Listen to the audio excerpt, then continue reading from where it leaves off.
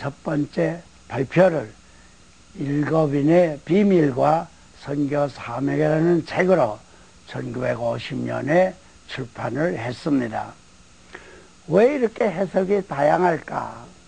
연구해 보니까 해석하는 전제가 틀리기 때문에 그렇다는 것을 알았습니다. 그런데 해석하는 전제를 보면 두 가지 큰 전제가 있어요.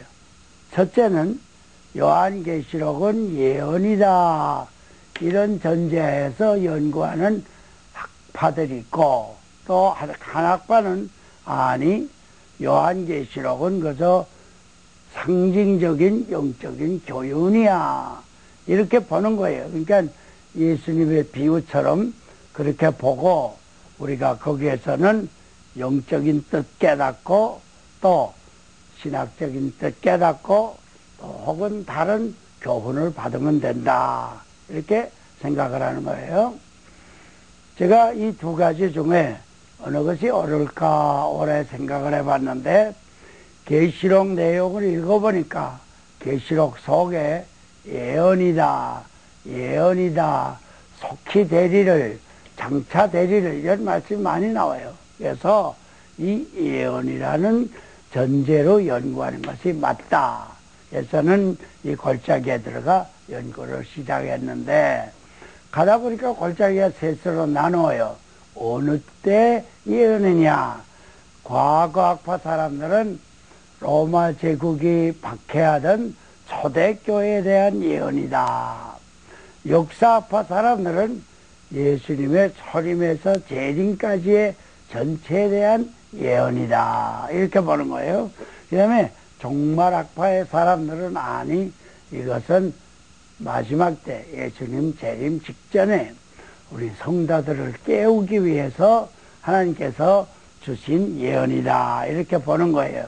그래서 우리 한국의 선배들은 어느 학파에서 연구를 했나 보니까 박윤선 박사님, 박형롱 박사님, 이상근 박사님 등 여러 선배들이 이 종말이다, 종말에 대한 예언이다, 그런 데서 연구를 해서요.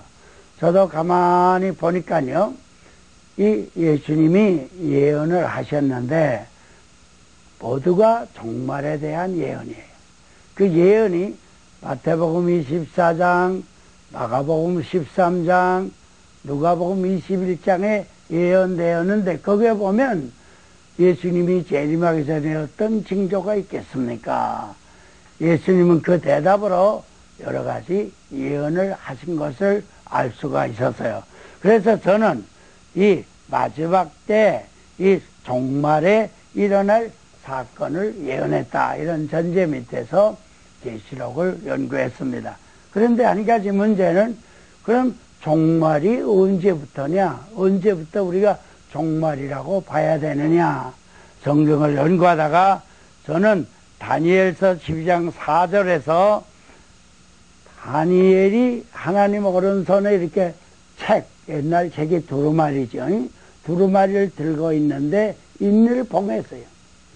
다니엘이 알고 싶어서, 하나님, 그 내용 좀 알 수 있을까요? 이것은 말색 마지막 때까지는 내가 인봉한다, 그렇게, 그런 말씀이세요. 그 마지막 때까지 인봉한다는 말은 마지막 때가 되면 인을 뗀다, 그런 뜻이 되지 않겠습니까? 그런 거 마지막 때가 언제냐? 다니엘서 12장 4절을 보면, 다니엘아 갈지어다, 이 비밀은 마지막 때까지 봉함할 것이다. 그리고 이 마지막 때는 사람들이 빨리 왕래하며 지식이 증가하겠다, 그렇게 기록이 되어 있어요.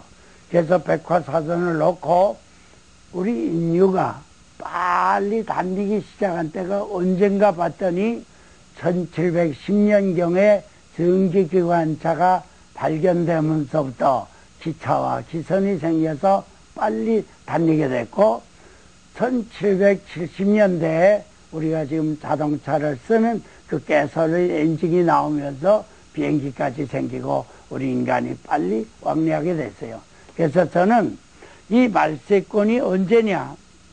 적어도 가솔린 엔진이 발견된 1700년대 말 그 이후가 말세권이다. 이렇게 깨닫게 됐습니다. 그러면 제가 연구할 때요, 이 해석이 꼭 이래야 된다. 그런 전제 몇 가지를 놓고 연구했는데, 첫째는 복음서의 예수님의 예언과 계시록의 해석이 일치해야 한다. 왜? 한 예수님이 예언하고 말씀하신 것이니까. 그다음에 두 번째는 사도들의 종말에 대한 예언과도 일치돼야 된다. 왜? 한 성령의 가마로 씌워졌기 때문에. 그리고 이 예언은 말세권에 이루어질 예언이어야 하고 세계적인 사건이라야 한다. 왜? 말세 전 세계 성도들을 깨우기 위해서 주신 예언이니까. 그리고 제가 한 가지 반대하는 것은 이 계시록의 예언을 개인이나 어떤 작은 정파에 적용해서 해석하는 것을 저는 배격합니다. 예를 들면 박태선 씨가 내가 계시록에 나오는 감람나무다 이런 식으로 해석하는 것은 잘못이라고 생각해요. 또 필리핀에 가면 에클레시아 교단이라는 교파가 있는데 요한계시록 7장 2절에 해돋는 곳에 나오는 건 우리 교파다. 우리 교파만이 들림받는다. 이런 해석은 배격을 하고 그건 잘못됐다. 그렇게 제가 생각하면서 연구를 했습니다. 이제 우리가 첫 번째 예언을 연구할 건데 계시록 6장 1절로 2절에 있는 말씀입니다. 거기 보면 여러분 첫 번째 예언이 나오는데 거기에 들어가기 전에 요한계시록을 한번 하늘에서 내려다 봅시다. 1장으로 5장까지는 서론이에요. 이 본론에 이게 예언들이 있어요. 제일 중요해요. 일곱인 때는 예언, 일곱 나팔 부는 예언, 일곱 대접을 쏟는 예언, 막간의 예언, 이 네 가지가 있어요. 그 다음에 결론에는 최후의 심판과 하나님의 나라의 도래가 기록되어 있어요.